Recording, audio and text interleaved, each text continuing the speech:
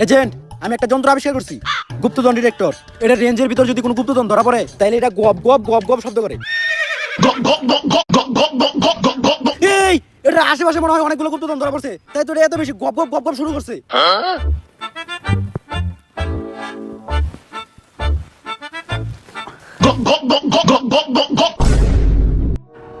ও, এই গুপ্তধন ডিটেক্টরে গুপ্তধন ঠিকই ধরা পড়ছে, খালি গুপ্তটা বাদ দিতে হইব। সায়েন্টিস্ট, এত বছর রিসার্চ করে তোমার এই হইছে? ধন বানাইছো তুমি ভাইয়া, সেই হইছে। স্যার এগুলো বাদ দেন, দুনিয়া একেবারে ধ্বংসের পথে, তেল খুঁজে বের করার কি আর কোনো উপায় নাই? অকটেন দ্য লাস্ট মিশন, এই নামটি শুনলেই চোখের সামনে ভেসে ওঠে একের পর এক রোমাঞ্চকর দৃশ্য। গত পর্বের ঠিক শেষ মুহূর্তে আমরা যা দেখেছি তা এক কথায় অবিশ্বাস্য ছিল। গল্পের মোড় যেখানে এসে থেমেছে তাতে আমাদের সবার হৃৎস্পন্দন যেন কয়েক গুণ বেড়ে গেছে। আমি জানি গত কয়েক রাত আপনাদের অনেকেরই কাটছে এই চিন্তায় যে আসলে এরপর কি হতে যাচ্ছে, প্রধান চরিত্রের পরিণতি কি, সে কি পারবে এই মিশন সফল করতে নাকি হেলে যাবে পরিস্থিতির কাছে। আপনাদের এই অন্তহীন কৌতূহল আর অপেক্ষার অবসান ঘটাতেই আজকের এই বিশেষ আয়োজন। বন্ধুরা, আপনারা যারা আমাদের এই চ্যানেলের নিয়মিত দর্শক এবং পুরনো সাবস্ক্রাইবার, তারা খুব ভালো করেই জানেন যে অকটেন দ্য লাস্ট মিশনের প্রতিটি পর্ব, প্রতিটি ছোট আপডেট আমরা এই সবচেয়ে দ্রুত এবং নিখুঁতভাবে আপনাদের সামনে তুলে ধরি। আমাদের এই পথচলায় আপনাদের সাপোর্টই আমাদের সবচেয়ে বড় অনুপ্রেরণা। আর যারা আজ প্রথমবার আমাদের ভিডিও দেখছেন বা ভুলবশত এখনও সাবস্ক্রাইব করেননি, তাদের বলছি দ্রুত সাবস্ক্রাইব বাটনটি চেপে দিন এবং নোটিফিকেশন বেলটি অন করে রাখুন, কারণ এই মিশনের এমন কিছু সিক্রেট আমরা ফাঁস করতে যাচ্ছি যা অন্য কোথাও পাবেন না। এবার আসা যাক মূল আকর্ষণে। নতুন এপিসোডে গল্পের প্লট এমন এক ভয়ানক দিকে মোড় নিতে যাচ্ছে যা আমাদের আগের সব ধারণাকে ভুল প্রমাণ করে দেবে। আমরা যাকে শত্রু ভেবেছিলাম সে কি আসলেই শত্রু, নাকি পর্দার আড়ালে অন্য কেউ কলকাঠি নাড়ছে। এবারের পর্বে এমন এক বিশ্বাসঘাতকতার গল্প উঠে আসবে যা জানলে আপনারা শিউরে উঠবেন। প্রধান চরিত্রের সামনে এমন এক মরণপণ লড়াই অপেক্ষা করছে, যেখানে প্রতি পদে পদে রয়েছে বিপদের হাতছানি। আমি নিজে যখন স্ক্রিপ্টটি দেখছিলাম তখন আমি নিজেই কয়েক মুহূর্তের জন্য স্তব্ধ হয়ে গিয়েছিলাম। এতটাই শক্তিশালী এবং আবেগঘন হতে যাচ্ছে এই নতুন পর্বটি। আপনারা অনেকেই আমাদের বারবার অনুরোধ করছেন দ্রুত ভিডিও আপলোড দেওয়ার জন্য। আপনাদের এই ভালোবাসার প্রতি আমরা চিরকৃতজ্ঞ। তবে আপনাদের কাছে একটি বিনীত অনুরোধ, সবকিছু একটু ধৈর্যের সাথে বিবেচনা করবেন। ইউটিউবের বর্তমান যে কঠোর কপিরাইট পলিসি এবং অ্যালগোরিদম রয়েছে, তাতে সম্পূর্ণ ভিডিও সাথে সাথে আপলোড করা আমাদের চ্যানেলের নিরাপত্তার জন্য অনেক বড় একটি ঝুঁকি। আমরা চাই না আপনাদের এই প্রিয় প্ল্যাটফর্মটি কোনো আইনি জটিলতায় পড়ুক বা স্ট্রাইকের কবলে পড়ুক। তাই চ্যানেলটি সুরক্ষিত রেখে আপনাদের আনন্দ দেওয়ার জন্য আমরা একটি সুনিশ্চিত পরিকল্পনা গ্রহণ করেছি। আপনাদের দীর্ঘ অপেক্ষার অবসান ঘটিয়ে আজ সন্ধেবেলাতেই আমরা নতুন এই ধামাকা এপিসোডটি আপলোড করতে যাচ্ছি। ঘড়ির কাঁটার দিকে নজর রাখুন, কারণ আজ সন্ধ্যায় পর্দা উন্মোচিত হবে নতুন এক রহস্যের। আপনারা কতটুকু উত্তেজিত এবং এই পর্বে কার জয় দেখতে চান তা এখনই কমেন্ট বক্সে লিখে ফেলুন। মনে রাখবেন, আপনাদের কমেন্টের সংখ্যা যত বেশি হবে এবং আপনাদের রেসপন্স যত দ্রুত আসবে, আমরা ঠিক ততটাই উৎসাহ পাব পরবর্তী এপিসোডগুলো আরও দ্রুত আপনাদের উপহার দেওয়ার জন্য। তাহলে দেখা হচ্ছে আজ সন্ধ্যায় সরাসরি অকটেন দ্য লাস্ট মিশনের সেই ভয়ানক যুদ্ধের ময়দানে। ততক্ষণ পর্যন্ত ভালো থাকুন, সুস্থ থাকুন এবং আমাদের চ্যানেলের সাথেই থাকুন। ধন্যবাদ। শহরের যান্ত্রিক কোলাহল যখন নিস্তব্ধ হয়ে আসে, তখন কিছু মানুষের রক্তে গতির নেশা জেগে ওঠে। সাজিদ জানত আজকের এই রাতটা তার জীবনের সাধারণ কোনো রাত নয়। এটি এমন এক সন্ধিক্ষণ যা তার ভাগ্য নির্ধারণ করে দেবে। পরিত্যক্ত এক গ্যারেজের এক কোণে আবছা আলোয় দাঁড়িয়েছিল তার পরম যত্নে গড়া গাড়িটি, যাকে সে নাম দিয়েছে অকটেন। ধুলোমাখা এক চাদর সরিয়ে যখন সে গাড়িটিকে উন্মুক্ত করল, তখন তার চকচকে মেটালিক বডি থেকে যেন আগুনের আভা ঠিকরে বেরোচ্ছিল। সাজিদের চোখে আজ কোনো ভয় নেই, আছে বছরের পর বছর জমে থাকা এক পৈশাচিক ক্ষোভ। রাইসা ল্যাপটপের কিবোর্ডে দ্রুত আঙুল চালাতে চালাতে গভীর চিন্তায় নিমগ্ন ছিল। সে হঠাৎ মাথা তুলে সাজিদের দিকে তাকিয়ে গম্ভীর গলায় বলল, সাজিদ, তুমি কি একবারও ভেবে দেখেছ জাহিরের শক্তি সম্পর্কে? ও শুধু একজন রেসার নয়, ও এই শহরের অন্ধকার জগতের অধিপতি। ওর কাছে অত্যাধুনিক টেকনোলজি আর হাড় কাঁপানো লোকবল আছে। তোমার এই পুরনো মডেলের ইঞ্জিনটা কি সত্যিই সেই গগনবিদারী চাপ সহ্য করতে পারবে? একবার ভেবে দেখো, হাইওয়েতে যদি মেকানিক্যাল ফেলিয়ার হয় তবে তোমার ফেরার কোনো পথ থাকবে না। সাজিদ তার হাতের গ্লাভস জোড়া শক্ত করে পরে নিল। সে ধীরস্থির কণ্ঠে উত্তর দিল, রাইসা, তুমি ইঞ্জিনের হর্স পাওয়ার বোঝো, কিন্তু হৃৎস্পন্দন বোঝো না। জাহির আমার স্বপ্নগুলো চুরি করেছে, আমার বাবার সম্মান ধুলোই মিশিয়ে দিয়েছে। সে মনে করেছে টাকা দিয়ে সেই শহরটাকে কিনে নিয়েছে, কিন্তু গতি কোনো টাকা দিয়ে কেনা যায় না, গতি আসে আত্মা থেকে। আজ রাতে যখন এই অক্টেবা হাইওয়ের বুক চিরে ছুটে চলবে, তখন জাহির বুঝতে পারবে যে একাকী যোদ্ধার জেদ কতটা ভয়াবহ হতে পারে। আমার বাবার তৈরি করা এই 6 সিলিন্ডার ইঞ্জিনটা আজ আর্তনাদ করছে না, ওটা আজ প্রতিশোধের জন্য ডাকছে। রাইসা একটা দীর্ঘশ্বাস ফেলে মনিটরের দিকে ফিরে তাকাল। সে জানত সাজিদকে ফেরানো অসম্ভব। রাইসা বলল, আমি রুট ম্যাপ চেক করেছি। জাহির পুরো শহরের ট্রাফিক সিগন্যাল হ্যাক করে রেখেছে। ও চায় যেন তুমি একটা টানেলে আটকা পড়ো, যেখানে ওর বডিগার্ডরা অলরেডি পজিশন নিয়ে আছে। ও তোমাকে রেসিং ট্র্যাকেই মারতে চায়। তুমি যদি ব্রিজের বাঁকে সেকেন্ডের ভগ্নাংশা দেরি করো, তবে তুমি সোজা খাদে পড়বে। আমি স্যাটেলাইট কিট থেকে তোমাকে গাইড করব, কিন্তু মনে রেখো, গাড়িটা তোমাকে একাই সামলাতে হবে। সাজিদ গাড়ির সিটে বসে স্টিয়ারিং হুইলটা পরম মমত্তায় ধরল। চাবি ঘোরাবেই গ্যারেজের চারপাশ প্রকম্পিত করে এক দানবীয় গর্জন শোনা গেল। সেই গর্জনে কোনো দুর্বলতা ছিল না, ছিল জয়ের সংকল্প। সে শান্তভাবে বলল, রাইসা, রেডিওর ফ্রিকোয়েন্সি মিলিয়ে রাখো। আজ রাতে যদি আমি সূর্য দেখতে না পাই, তবে বাবার ডায়েরিটা তুমি সাবধানে রেখো। ওখানে জাহিরের সব কুকর্মের প্রমাণ আছে। আজ হয় জাহির জেলের অন্ধকার কুঠুরিতে যাবে, নয়তো আমি আকাশের ওই নক্ষত্রগুলোর পাশে জায়গা নেব। রেসিং ট্র্যাকে যখন সাজিদ পৌঁছল, তখন পরিস্থিতিটা ছিল গা শিউরে ওঠার মতো। হাজার হাজার হেডলাইটের আলোয় রাস্তাটা দিনের মতো উজ্জ্বল। সেখানে জাহির তার কোটি টাকার লাল রঙের সুপার কারটার সাথে হেরান দিয়ে দাঁড়িয়ে তাচ্ছিল্যের হাসি হাসছিল। জাহির এগিয়ে এসে সাজিদের গাড়ির কাছে টোকা দিয়ে বলল, এখনো সময় আছে সাজিদ, এই লোহালক করে স্তূপটা নিয়ে বাড়ির পথ ধর।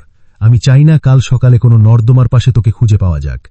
আমার সাথে লড়া মানে যমরাজের দরজায় কড়া নাড়া। তোর সাহস আছে মানছি, কিন্তু বুদ্ধিটা বড্ড কম। সাজিদ হেলমেটের ভেতর থেকে জাহিরের চোখের দিকে শীতল দৃষ্টিতে তাকিয়ে বলল, জাহির, যমরাজের সাথে আমার পরিচয় অনেক পুরনো। আজ তুই দেখবি অহংকার কিভাবে রাস্তার পিছে পৃষ্ঠ হয়। স্টার্টিং লাইনটা হয়তো তোর ক্ষমতার বলে তুই তৈরি করেছিস, কিন্তু ফিনিশিং লাইনে ইতিহাসটা আমিই গড়ব। অকটেন আজ কথা বলবে না, ও আজ শুধু ধ্বংস করবে।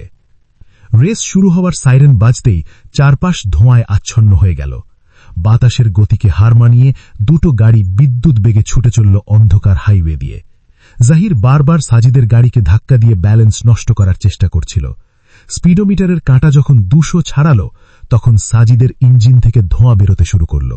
রাইসা রেডিওতে আতঙ্কিত কণ্ঠে চিৎকার করে উঠল, সাজিদ, রেডিয়েটর প্রেসার লিক করছে, এক্ষুনি স্পিড কমাও, নয়তো পুরো বনেট বিস্ফোরণ ঘটবে। ওটা সহ্য করার ক্ষমতা গাড়ির নেই। সাজিদ দাঁতে দাঁত চেপে স্টিয়ারিংটা আরও শক্ত করে ধরল। তার সামনে তখন শেষ মাঘ। সে জানত এটাই সেই মুহূর্ত যখন তাকে সব বাজি ধরতে হবে। সে চিৎকার করে রাইসাকে বলল, রাইসা, আজ আমি জীবন দিতে এসেছি, হারতে আসিনি। নাইট্রো সুইচটা আনলক করো, এক্ষুনি। সে তার গোপন লাল লিভারটা সজোরে টেনে ধরল। মুহূর্তের মধ্যে অকটেন গাড়িটা যেন একটি জ্বলন্ত উল্কার মতো বাতাসের বুক চিরে বেরিয়ে গেল। জাহির তার হাইটেক গাড়ির সব ক্ষমতা ব্যবহার করেও সাজিদকে ছুঁতে পারল না। জাহির নিয়ন্ত্রণ হারিয়ে রাস্তার ডিভাইডারে প্রচণ্ড জোরে ধাক্কা খেল এবং তার দামি গাড়িটি মুহূর্তেই দুমড়ে মুচড়ে আগুনের কুণ্ডলিতে পরিণত হল। ফিনিশিং লাইন অতিক্রম করার পর সাজিদের গাড়িটা ধিক ধিক করে জ্বলতে জ্বলতে থেমে গেল। টায়ার থেকে পোড়া গন্ধ আর ধোঁয়া বেরোচ্ছিল। সাজিদ যখন টলমল পায়ে গাড়ি থেকে নেমে এলো, তখন তার চোখে ছিল বিজয়ের এক অলৌকিক শান্তি। রাইসা পাগলের মতো দৌড়ে এসে তাকে জড়িয়ে ধরে কাঁদতে শুরু করল। সাজিদ এক চিনতে হাসি দিয়ে আকাশের দিকে তাকাল। ভোরের প্রথম আলো তখন পূব আকাশে ফুটে উঠতে শুরু করেছে। সে ক্লান্ত কিন্তু গম্ভীর স্বরে বলল, রাইসা, মিশন সফল। জাহিরের কালো রাজত্ব আজ ছাই হয়ে গেছে। আমার বাবা আজ শান্তিতে ঘুমাবেন। অকটেনের এই শেষ যাত্রা আজ আমায় মুক্তি দিয়েছে। রাইসা কান্না ভেজা গলায় জিজ্ঞেস করল, এই গাড়িটার কি হবে সাজিদ? ও তো প্রায় শেষ। সাজিদ ভিড় পায়ে গাড়ির কাছে গিয়ে বনেটে একটা চুমু খেল এবং বলল, গাড়িটা তো শুধু একটা স্বপ্ন ছিল রাইসা। আসল জয় হল অন্যায়ের বিরুদ্ধে সোচ্চার হওয়া। আজ থেকে আর কোনো রেস নেই, আর কোনো প্রতিশোধ নেই। এটাই ছিল আমার শেষ যাত্রা, আমার দ্য লাস্ট মিশন। ভোরের শীতল বাতাসে সাজিদ আর রাইসা দিয়ন্তের দিকে হাঁটতে শুরু করল।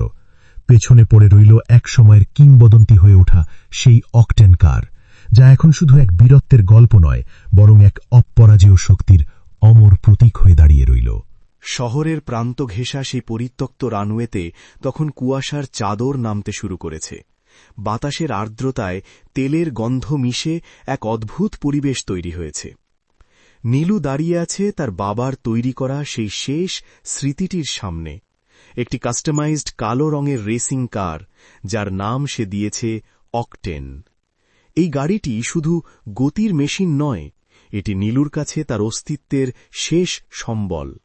নীলুর বাবা ছিলেন একজন ইঞ্জিনিয়ার, যাকে ষড়যন্ত্র করে এই রেসিং ট্র্যাক থেকেই সরিয়ে দেওয়া হয়েছিল। আজ সেই অপমানের প্রতিশোধ নেওয়ার চূড়ান্ত লগ্ন। তানিয়া হাতে একটি ট্যাবলেট পিসি নিয়ে নীলুর পাশে এসে দাঁড়াল। তার চোখে মুখে উৎকণ্ঠা স্পষ্ট। তানিয়া নিচু গলায় বলল, নীলু, তুমি কি পাগল হয়ে গেছ? আব্বাস ভাইয়ের কাছে এখন যে ইঞ্জিনটা আছে, ওটা দিয়ে সে গত ৩ বছর ধরে এই শহরের আনডিফিটেড চ্যাম্পিয়ন। ওর টিমে ইন্টারন্যাশনাল মেকানিকরা কাজ করছে, আর তুমি নাকি এই পুরনো লোহার স্তূপ নিয়ে ওর বিরুদ্ধে লড়তে যাচ্ছ? নীলু, এটা সাহস নয়, এটা আত্মহত্যা। নীলু পকেট থেকে একটা পুরনো রেঞ্চ বের করে গাড়ির বনেটটা শেষবারের মতো টাইট দিল। তারপর তানিয়ার দিকে তাকিয়ে এক চিলটে হাসল। সেই হাসিতে ছিল এক অদ্ভুত আত্মবিশ্বাস। নীলু বলল, তানিয়া, তুমি কি জানো, বাবা যখন এই ইঞ্জিনটা বানিয়েছিলেন তখন তিনি বলেছিলেন, গাড়ি চলে অকটেনে নয়, গাড়ি চলে চালকের ইশারায়। আব্বাসের কাছে টাকা আছে, তাই সে সেরা পার্টস কিনতে পেরেছে, কিন্তু আমার কাছে বাবার সেই ফর্মুলা আছে যা গতির সীমানা ছাড়িয়ে যেতে পারে।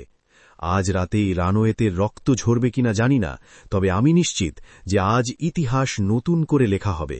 আমার বাবার অসমাপ্ত মিশনটা আজ আমিই শেষ করব। তানিয়া স্ক্রিনে আঙুল বুলিয়ে বলল, নীলু, আমি ম্যাপটা স্টাডি করেছি। আব্বাস পুরো ট্র্যাকে তার লোক ফিট করে রেখেছে। ওরা ৩ নম্বর মোড়ে এবং শেষ ল্যাকের আগে হাই ফ্রিকোয়েন্সি জ্যামার ব্যবহার করতে পারে, যাতে তোমার গিয়ার শিফটিংয়ে সমস্যা হয়। আমি আমার দিক থেকে ফ্রিকোয়েন্সি ফিল্টার করার চেষ্টা করছি, কিন্তু তুমি যদি কোনোভাবে কন্ট্রোল হারাস তবে তোমার প্রাণ বাঁচানো কঠিন হবে। জ্যামারগুলো তোমার ইলেকট্রনিক সার্কিট পুড়িয়ে দিতে পারে। নীলু হেলমেটটা হাতে তুলে নিল। তার চোয়াল শক্ত হয়ে এল। সে বলল, তানিয়া, জ্যামার দিয়ে ইলেকট্রনিক্স থামানো যায়, কিন্তু মানুষের হার্ট রেট থামানো যায় না। আমি আজ গাড়িটা ম্যানুয়ালি ড্রাইভ করব, ডিজিটাল সিগন্যাল নয়। আজ শুধু আমার হাতের পেশি আর অকটেনের গর্জন কথা বলবে। রেডিও কানেক্ট রেখো, আর তানিয়া, যদি আমি ফিরে না আসি তবে বাবার সেই গোপন ড্রয়ারের চাবিটা তুমি রেখো।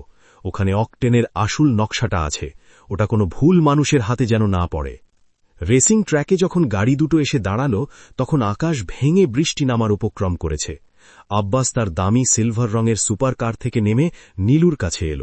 মুখে এক কুৎসিত হাসি নিয়ে এসে বলল, আরে নীলু, তোর বাবা তো ট্রাকের তলায় শেষ হয়েছিল, তুই দেখি নিজের কবর নিজেই খুঁড়তে এসেছিস। এই ভাঙাচোরা লোহা দিয়ে তুই আমার সাথে পাল্লা দিবি? তোর সাহস আছে মানছি, কিন্তু তুই আসলে বোকাদের স্বর্গে আছিস। আজ তোর গাড়ি আর হাড় দুটোই আমি একসাথে ভাঙব। নীলু গাড়ির ভেতর থেকে শুধু একটা কথা বলল, আব্বাস, আজ অনেক বছর পর এই ট্র্যাক আবার গর্জে উঠবে। তুই জেতার জন্যে রেস করিস, আর আমি লড়ি সত্যের জন্যে। মনে রাখিস, বাঘ যখন আহত হয় তখন সে আরও বেশি বিপজ্জনক হয়ে ওঠে। স্টার্টিং লাইনে তোর অনেক আস্ফালন থাকতে পারে, কিন্তু ফিনিশিং লাইনে তোর জন্যে শুধু ঘৃণা অপেক্ষা করছে। সিগন্যাল লাইট লাল থেকে সবুজ হতেই পুরো চত্বর ধোঁয়ায় ঢেকে গেল। টায়ারের বিকট আওয়াজে চারপাশ কেঁপে উঠল। শুরু হল জীবনের সেরা মিশন। বৃষ্টির ঝাপটায় সামনের রাস্তা ঝাপসা হয়ে আসছিল, কিন্তু নীলুর ফোকাস ছিল স্থির। আব্বাস বারবার নীলুর গাড়িকে চিপা দিয়ে বের করে দেওয়ার চেষ্টা করছিল। স্পিডোমিটার যখন 250 পার করল তখন নীলুর ড্যাশবোর্ডে নীল বাতিগুলো দাউ দাউ করে জ্বলতে শুরু করল। তানিয়া রেডিওতে চিৎকার করে উঠল, Nilu, engine pressure critical, 6th সিলিন্ডারটা ওভারলোড নিচ্ছে না, এখনই স্পিড কমাও, নয়তো সব ব্লাস্ট করবে। নীলু ঘামছে, কিন্তু তার হাত স্টিয়ারিং থেকে এক চুলও নড়ল না। সে দেখল সামনেই সেই শেষ মোড়। সে চিৎকার করে বলল, না তানিয়া, আজ ভয় পেলে চলবে না, বাবার আত্মা আমাকে গাইড করছে, এখনই সময় অকটেনের আসল রূপ দেখানোর। নীলু তার পায়ের প্যাডেলটা একদম মেঝেতে ঠেকিয়ে দিল এবং একটি বিশেষ লিভার টেনে ধরল। মুহূর্তের মধ্যে গাড়ি থেকে এক তীব্র নীলাভ শিখা বেরিয়ে এলো এবং গাড়িটি আকাশের গতিতে আব্বাসের গাড়িকে ছাড়িয়ে গেল। আব্বাস নিয়ন্ত্রণ হারিয়ে ট্র্যাকের বাইরে ছিটকে পড়ল এবং তার দামি গাড়িটি আগুনের গোলার মতো জ্বলতে শুরু করল। ফিনিশিং লাইন অতিক্রম করে নীলু যখন গাড়ি থামাল তখন তার সারা শরীর কাঁপছে। বনেট থেকে কালো ধোঁয়া বেরোচ্ছে, টায়ারগুলো প্রায় গলে গেছে। নীলু টোলটোলে গাড়ি থেকে বেরিয়ে এলো। তানিয়া দৌড়ে এসে তাকে জড়িয়ে ধরল। নীলু আকাশের দিকে তাকিয়ে এক লম্বা শ্বাস নিল। সে শান্ত গলায় বলল, তানিয়া, মিশন সফল। বাবার শেষ ইচ্ছাটা পূরণ হয়েছে। আজ থেকে এই শহরে আর কোনো কালো অধ্যায় থাকবে না। তানিয়া কাঁদতে কাঁদতে বলল, নীলু, তুমি জাস্ট মিরাকল করেছ, কিন্তু গাড়িটা, ও তো শেষ হয়ে গেল। নীলু ধীর পায়ে গাড়ির কাছে গিয়ে হাত রাখল এবং বলল, গাড়িটা তো শুধু একটা মাধ্যম ছিল তানিয়া। আজ থেকে এই অকটেন আর কোনো রেস করবে না। ও তার কাজ শেষ করেছে। আমরা এখন এক নতুন সকালের দিকে যাত্রা করব, যেখানে কোনো ষড়যন্ত্র থাকবে না, শুধু শান্তি থাকবে। ভোরের হালকা আলোয় নীলু আর তানিয়া সেই ট্র্যাক ছেড়ে চলে গেল। পেছনে পড়ে রইল তাদের সেই অমর সঙ্গী অকটেন, যা এখন শুধু একটি ধ্বংসাবশেষ নয়, বরং এক বীরত্বের মহাকাব্য হয়ে চিরকাল মানুষের মনে গেঁথে রইল। শহরের এক কোণে পড়ে থাকা জরাজীর্ণ একটি গ্যারেজ। বাইরে বৃষ্টির ঝমঝম শব্দ আর ভেতরে মোর্চে ধরা লোহার গন্ধ। আরমান আজ রাতে একাই কাজ করছে। তার সামনে দাঁড়িয়ে আছে তার নিজের হাতে তৈরি করা কালো রঙের একটি দানবীয় গাড়ি। এই গাড়িটি শুধু লোহা আর ইঞ্জিনের সমষ্টি নয়, এটি আরমানের ৩ বছরের নীরব সাধনার ফসল। আরমান জানে, আজকের রাতটি তার জীবনের মোড় ঘুরিয়ে দেবে। হয় সে আজ তার হারানো সম্মান ফিরে পাবে, না হয় এই রাস্তার পিচেই তার শেষ শয্যা হবে। সিমি গ্যারেজের ভেতরে ঢুকল, তার হাতে একটি পুরনো ফাইল। সিমির চোখে মুখে ভয়ের ছাপ স্পষ্ট। সে আরমানের পাশে গিয়ে দাঁড়াল এবং কাঁপা গলায় বলল, আরমান, তুমি কি বুঝতে পারছ তুমি কার বিরুদ্ধে লড়তে যাচ্ছ? দাউদ ইব্রাহিম এই শহরের আন্ডারগ্রাউন্ডের ডন। ওর গাড়িতে এমন সব আধুনিক অস্ত্র আর সেন্সর লাগানো আছে যা তোমার এই অ্যানালগ গাড়ি দিয়ে মোকাবিলা করা অসম্ভব। তুমি সির্ফ মৃত্যুর মুখে পা দিচ্ছ। এখনো সময় আছে, এই পাগলামি বন্ধ করো।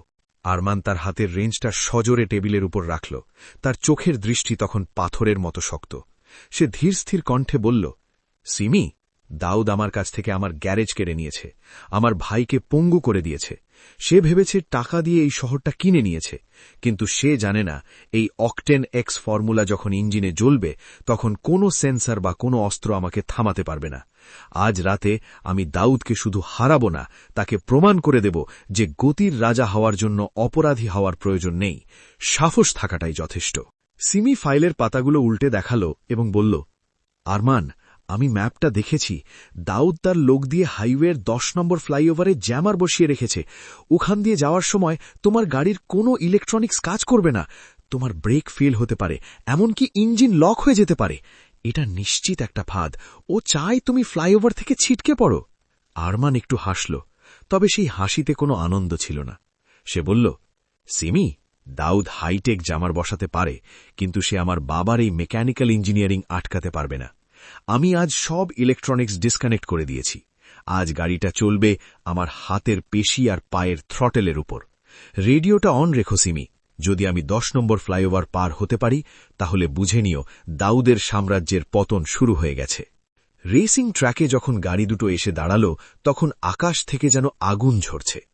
দাউদ তার লাল রঙের দামি স্পোর্টস কার থেকে নেমে আরমানের জানালার পাশে এল। দাউদ তাচ্ছিল্যের হাসি দিয়ে বলল, আরমান, তুই এখনো সেই ময়লা মাখা মেকানিকই রয়ে গেলি। এই খেলনা গাড়ি নিয়ে আমার সাথে পাল্লা দিবি? তোকে আমি আজ রাস্তার ধুলোর সাথে মিশিয়ে দেব। রেস শেষে তোর এই গাড়িটা আমি স্ক্র্যাপ হিসেবে কেজি দরে বিক্রি করব। আরমান স্টিয়ারিং শক্ত করে ধরে বলল, দাউদ, কথা কম বল, ইঞ্জিনের আওয়াজটা শোন। এটা তোর বিদায় ঘণ্টা বাজাতে শুরু করেছে। তুই জেতার জন্য লড়িস আর আমি লড়ি বিচারের জন্য। সবুজ লাইটটা জ্বলতে দে, তারপর দেখা যাবে কার কবজিতে কত জোর। সিগন্যাল লাইট জ্বলার সাথে সাথেই দুটো গাড়ি বাতাসের বেগে ছুটে চলল। হাইওয়ের দুপাশের লাইটগুলো যেন তীরের মতো পেছনে ছুটছে। দাউদ বারবার আরমানকে ধাক্কা দিয়ে রাস্তা থেকে সরিয়ে দেবার চেষ্টা করছিল। স্পিডোমিটারের কাঁটা যখন 240 ছাড়িয়ে গেল, তখন আরমানের ইঞ্জিন থেকে এক অদ্ভুত নীল ধোঁয়া বেরোতে লাগল। সিমি রেডিওতে চিৎকার করে বলল, আরমান, ইঞ্জিন টেম্পারেচার 1000 ডিগ্রি ছাড়িয়ে গেছে, এক্ষুনি স্লো করো, নয়তো সিলিন্ডার ফেটে যাবে। আরমান ঘামছে, কিন্তু তার লক্ষ্য স্থির। সে চিৎকার করে বলল, না সিমি, আজ থামার জন্য আসিনি, আজ জ্বলে ওঠার দিন। সে তার গ্যারেজের সেই গোপন নাইট্রো লিভারটা টেনে ধরল। মুহূর্তের মধ্যে গাড়িটা যেন একটি জ্বলন্ত তীরের মতো দাউদের গাড়িকে ছাড়িয়ে গেল। 10 নম্বর ফ্লাইওভারে পৌঁছানোর পর দাউদের জ্যামার কাজ করা শুরু করল, কিন্তু আরমানের ম্যানুয়াল ইঞ্জিন তাতে বিন্দুমাত্র দমল না। দাউদ নিয়ন্ত্রণ হারিয়ে ফ্লাইওভারের রেলিংয়ে ধাক্কা খেল এবং তার দামি গাড়িটি আগুনের গোলার মতো জ্বলতে শুরু করল। ফিনিশিং লাইন পার করে যখন আরমান গাড়ি থামাল, তখন তার সারা শরীর ঘামে ভেজা। গাড়ি থেকে নেমে সে এক লম্বা শ্বাস নিল। ভোরের প্রথম আলো তখন পূব আকাশে উকি দিচ্ছে। সিমি দৌড়ে এসে তাকে জড়িয়ে ধরল। আরমান শান্ত গলায় বলল, সিমি, মিশন শেষ। দাউদের রাজত্ব আজ ধুলোয় মিশে গেছে। আমার ভাই আজ থেকে নির্ভয়ে ঘুমাতে পারবে। সিমি অবাক হয়ে বলল, কিন্তু আরমান, তোমার গাড়িটা তো শেষ হয়ে গেল, ইঞ্জিনটা আর কখনো চলবে না। আরমান হাসল এবং বলল, গাড়িটা তো শুধু একটা লক্ষ্য অর্জনের মাধ্যম ছিল সিমি, আসল বিজয় হল অন্যায়ের বিরুদ্ধে মাথা তুলে দাঁড়ানো। এই অকটেন মিশন আজ সফল হয়েছে। আজকের পর আর রেস হবে না, আজ থেকে আমি একজন সাধারণ মানুষ হিসেবে বাঁচব। ভোরের মৃদু বাতাসে আরমান আর সিমি হাইওয়ে ধরে হেঁটে চলে গেল। পেছনে পড়ে রইল তাদের সেই বিজয়ী গাড়ি, যা এখন শুধু এক বীরত্বের প্রতীক হয়ে দাঁড়িয়ে রইল।